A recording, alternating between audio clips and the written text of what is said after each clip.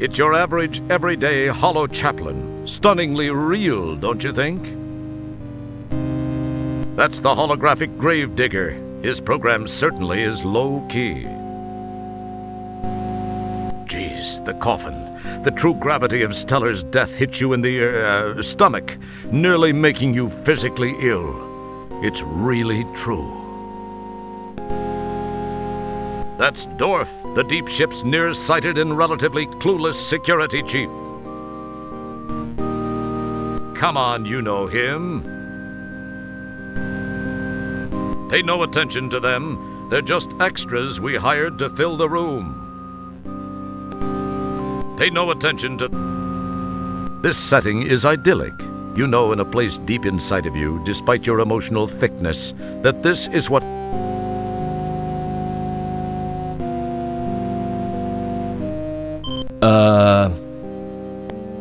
I only knew Stellar for a short time.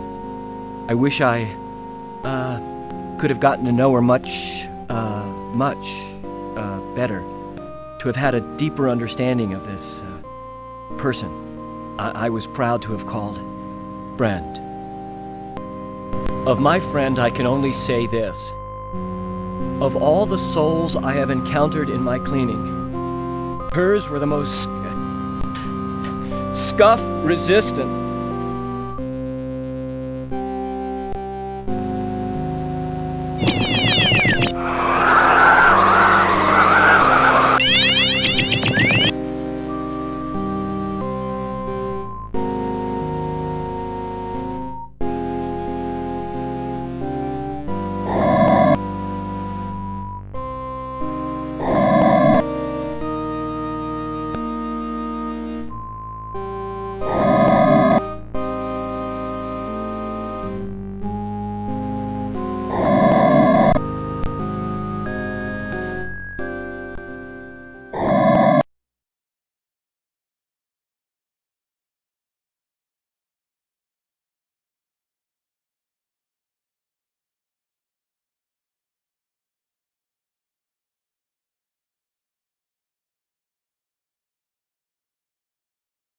This is the hollow joint.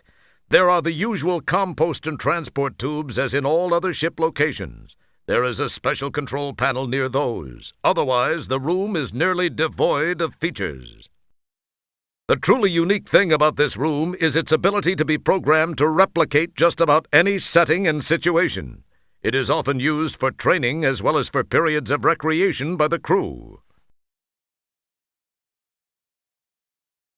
These are the holodeck programming controls. Those buttons seem to be self-explanatory. I wonder what they do.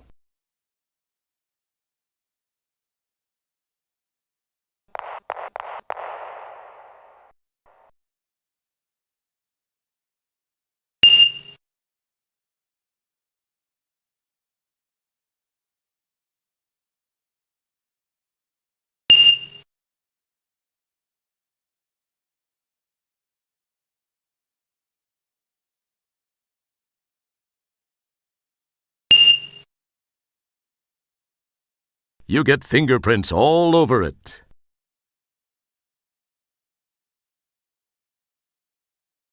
You get finger...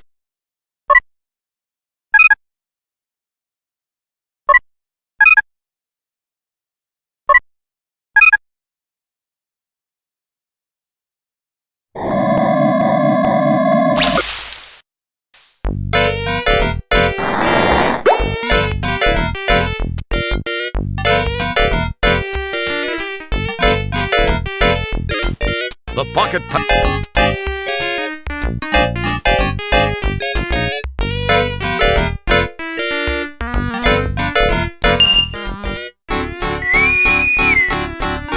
Wow, a message for me. I must be getting popular. I wonder what it is. Roger, help me. I only have a moment. They faked. Stellar, what happened? The picture's gone. You're alive?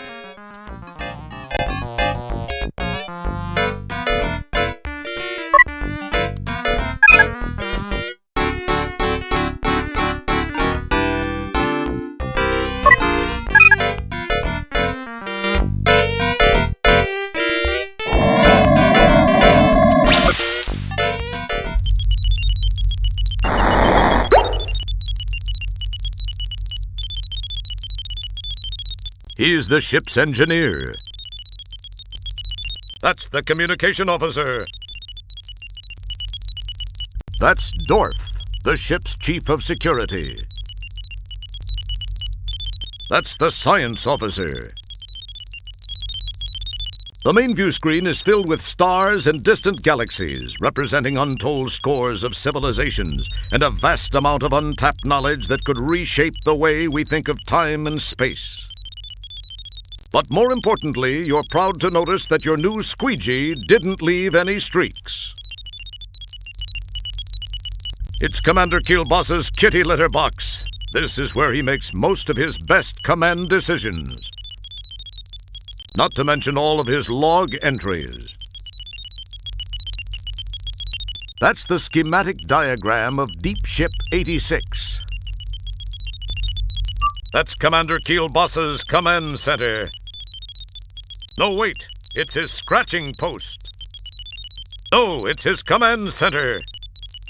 Scratching post. Wait, kids, don't fight. It's both.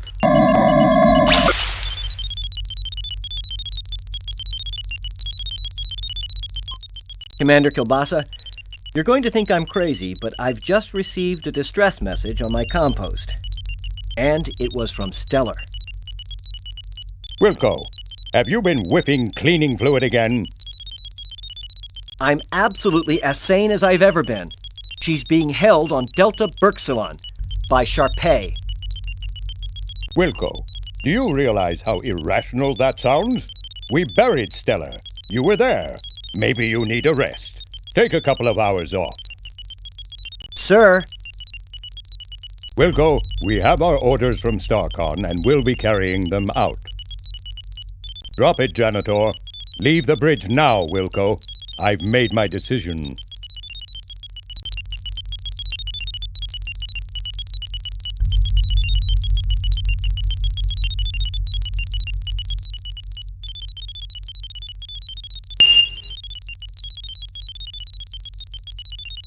You get fingerprint.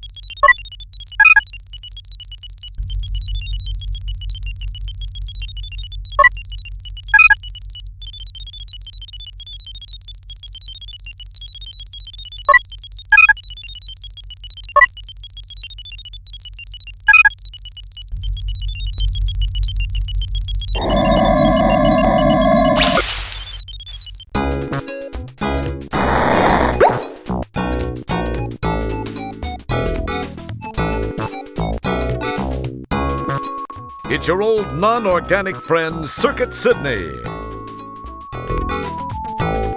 And we thought the Elvis 1987 poster in our office was tasteless. Eating, drinking, and looking at the stars sounds like something you'd do on a date, especially since you're usually alone. This poor slob is trying to impress the two women he's sitting near by showing them how much he can drink. Yeah, that's always a sure way to impress the babes. This sign and the menu screen attached indicate that this is a Mr. Soylent food replicator. It makes you wonder what kind of kickback StarCon is receiving for this blatant plug. The anti-grav seats make sure you're always the proper distance from the table and that you're never short of legroom.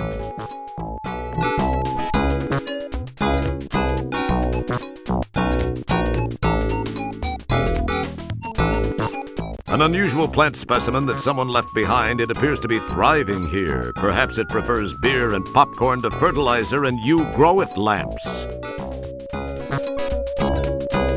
And we thought the Elvis 19...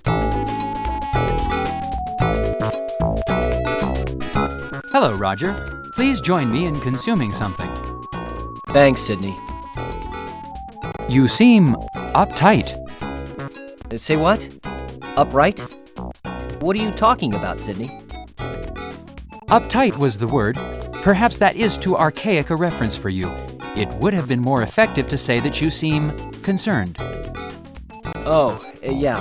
I do have a thing or two, well, at least something on my mind. I am sorry to hear this. I hope your concerns are soon alleviated. Thanks, Sid. I do have to come up with some solutions.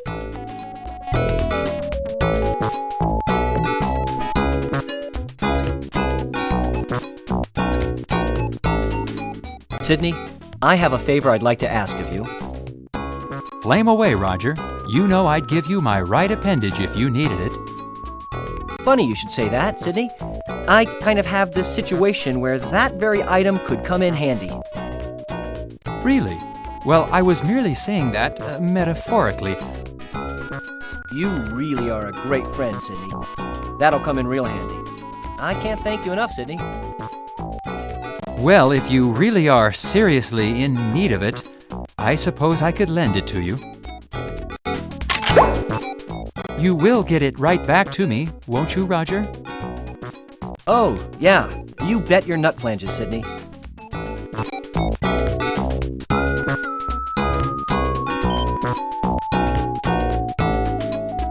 Sydney, I kind of need another favor. I need one of your eyes. Pardon me, Roger. For a second, I thought you said you also wanted one of my eyes.